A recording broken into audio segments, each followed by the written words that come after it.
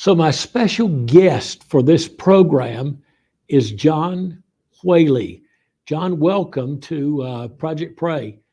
And I was just thinking that you were pastoring First Baptist in the Free State of Winston. I always thought that was kind of unique. It was the county in west Alabama quadrant that set outside the Civil War. And I came down, and you and a Pentecostal pastor had found one another, called the city to prayer walks all over the city, prayer missions, prayer drives, and you put up that tent on the school grounds. And for about 3 nights, we did a prayer rally with hundreds of people. Place was packed. Then you left, came to pastor in North Carolina, and now you are leading a global prayer ministry focused here in the U.S. Tell us what Rooftop Ministries is all about. Thank you, Doug, for letting me to be with you today. The Rooftop is a ministry based on Acts chapter 10, where Peter had an encounter with God on a rooftop in Joppa. And in that encounter, Peter received a fresh vision of God's heart for the lost Gentile world, that no one was engaging with the gospel at that point because the Jews considered them unclean. But all that changed in Acts 10 when Peter repented of his sin that was keeping him from joining Jesus in his mission to seek and save a lost world.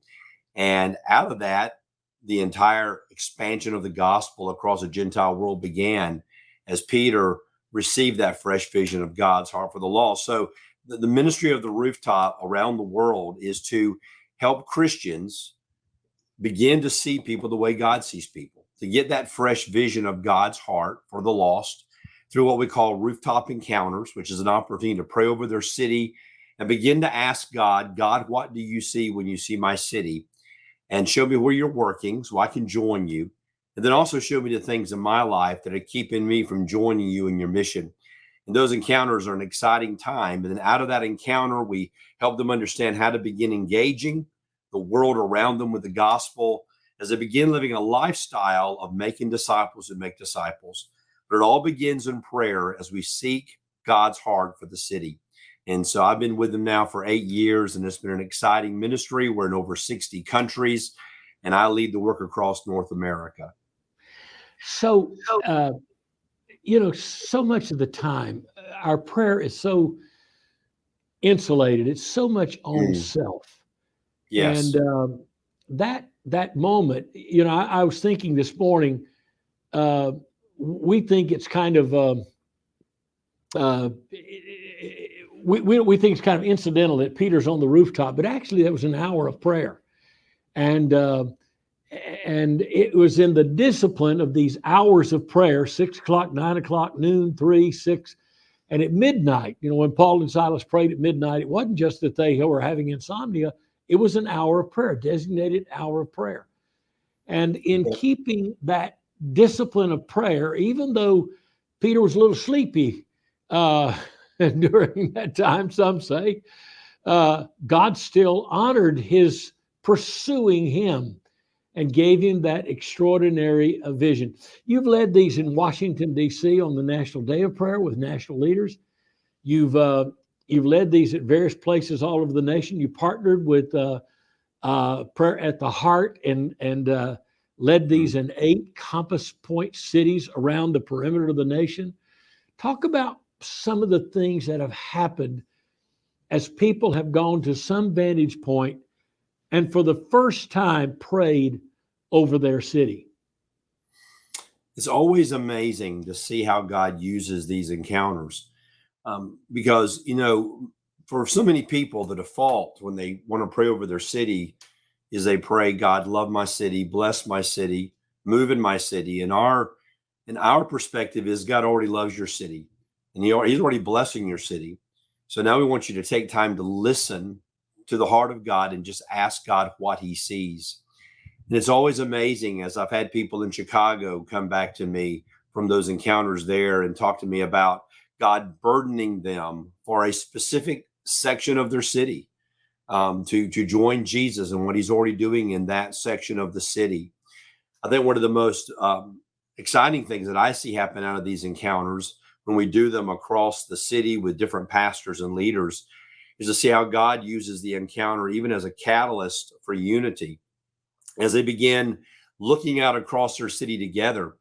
And I have so many pastors tell me, Doug, that, this is the first time I've ever looked out over my city and asked God what he sees and what he's doing. I've always asked God to join me in what I'm doing, but listening to the heart of God changes my perspective that I need to be joining Jesus in what he's doing. We've heard that from pastors literally all over the world. But it's always exciting to see as people begin to share. We've had people share about sin that God's convicted them of that has been keeping them from engaging other people, everywhere from pride to prejudice. And there's something about looking out over your city from that high vantage point and then just listening to what God wants to speak into your heart. For so many people, that's a new concept of listening to God and just being quiet and letting him speak. But we've seen that life-changing in so many ways over the years. I'm so sorry. Can you edit this? Jack, hello? I'm so sorry. I'm so sorry. I think the concept, as you said earlier, of joining God on his mission. I'm so sorry. Grab me a bottle of water out of that thing there. It's okay. It's okay. Just yeah, good. Yeah, I think a concept. We can just cut to you.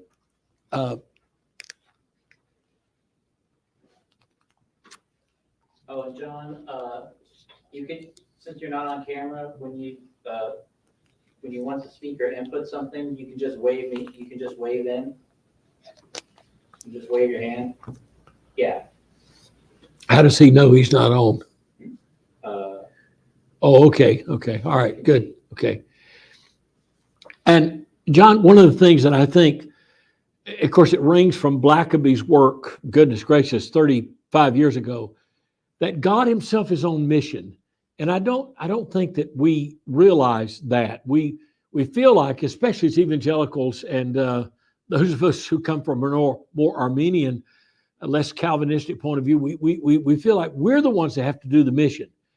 And I think that whole relief that God himself is on mission and the mission can't fail. And he is inviting him to carry us to carry a burden that is much lighter than we're carrying now. If we will step into mission with him. And that I think is such an encouraging thing for pastors and cities. What do you see coming out of these events when you do these events? One of the key things, and let me just say, what you just said is so true. It is so freeing for people when they realize they don't have to come up with the mission. It's Jesus's mission. All they have to do is join Jesus in what he's already doing every day. So coming out of an encounter, one of the things we see is people become very much more sensitive to being aware of what God is doing around them each day. As we tell people all the time, that the rooftop encounter needs to become a part of your daily DNA, so that as you're walking through the day, you're constantly saying, God, help me see what you're seeing. Show me where you're working in the grocery store, at the restaurant, wherever I am today, that I may join you in the lives that you're already at work in. And that's when it becomes an adventure. I tell people all the time that joining Jesus in his mission is like a daily mission trip. You get up, put on your backpack, and then you go out and join Jesus in what he's doing. So we see a greater sensitivity to the fact that God's at work in my city, and people begin to be more proactive in looking for what God is doing. And also, we've had people tell us that they're more sensitive to the people around them. So when they go out to eat, they're more sensitive to the server that is serving them and how they can interact with that server, and even ask a simple question like, how can I pray for you today? And then beginning to help churches to understand how to get beyond the walls, because that's our heartbeat, to see the church get beyond the walls and begin engaging the people around them that will never enter the doors of their building, but yet they desperately need to hear about Jesus, and to help people understand that It's not complicated to build that relationship and then learn how to begin to speak the gospel into their life. So there's a heightened sensitivity to God is at work around me every day. And all I have to do is be sensitive to what he's doing, which comes through prayer, and join him whenever he opens those doors for me to engage somebody, whether it's praying with them, sharing the gospel with them, serving them in some way, but just being a part of what Jesus is doing around us every day. And that's what's exciting to me. When the lights come on in the lives of pastors and churches, and they begin to understand what the mission is and how they can become a part of what God's already doing in their city every single day. And that's life-changing for so many churches. So the event is designed to trigger a lifestyle. Yeah. Let me just ask you a series of quick questions here. Okay. So I want you to come to my city. How do I do that? Well, the easiest way to do that would be to contact me personally. And my email address is johnwhaley@therooftop.org. And you contact me and say, hey, I would love for you to come to my city. What would that look like? And then we begin a conversation. And if you can't come, you have support materials where actually a group could do this themselves, right? Exactly. Actually, we wrote all our materials to really be led by others. And so if they go to the rooftop.org, go to resources, and they'll find the Joining Jesus resources, and there's a facilitator's guide, and there's a journal, and the encounter is part of that entire journey, because we call the encounter the moment that leads to the movement. And so they can walk through that encounter, and then they can see all the follow-up pieces that they can do after an encounter to help them even more align their heart with God's heart. And you don't have to have a ton of people to do this. No, we've had encounters everywhere from 5 to 50 to 100. You don't have to have a large group. So we're on the rooftop or some vantage point, and let's say you are there, and kind of walk me through quickly what that, it's about an hour or an hour and a half typically experience. Isn't that right? Yes. And the encounter itself is very simple. It's very basic. You start with just a simple somebody leading in prayer saying, God, now speak to us as we begin to seek your heart. We read through the story in Acts 10 through chapter 11, verse 18. So we read through that story together. And then we give people 15, 20, 25 minutes to look out over their city and be still, and we give them a series of questions to be thinking about and asking God, primarily, what do you see and where are you working? And then we give them time to listen to God. We come back together, and people have a time then to share with each other what God impressed upon their heart. And for me, that's the most exciting part of the encounter, is to hear people begin sharing about the things that God said to them, how God spoke to them, how he convicted them. And we begin to process that and talk through some of those common themes. And that's the heart of the encounter. And that's why I said it's very simple. Anybody can really lead it, and just giving the people the time to listen to what God is saying to them. Yeah, sometimes what I will do is in a city, in fact, I've got one of these scheduled in Florida where we're going to send people out to pray the city. It's very similar. But I tell pastors the most important thing is to when they come back is the debriefing of what they sense because this is where you begin to get clues about the mission that God has for you or for your congregation. And I can tell you, being led by the Spirit into mission is a lot easier and more exciting than being driven by guilt into we got to go. We got to go. It's just when the Holy Spirit is leading, it just changes the whole dynamic. Hey, you've got a global event coming up. Tell us about that. October 2nd is our first Rooftop Global Encounter. This came out of a conversation years ago when we began asking ourselves, what would it look like on the same day if Christians all over the globe in 60, 70, 80, 90 different countries, all on the same day, went to places where they could look out over their city and begin to pray, God, do a fresh work in us. Give us eyes to see what you see and hearts that are passionate to join you in what you're doing. Out of that conversation came the Rooftop Global Encounters. On October 2nd, there will be Christians gathering all over the world, most of them around 5 p.m. local time, and actually walking through a rooftop encounter together in their city. We already have probably 50 countries or more Christians already registered to lead these. We have dozens of these happening across North America.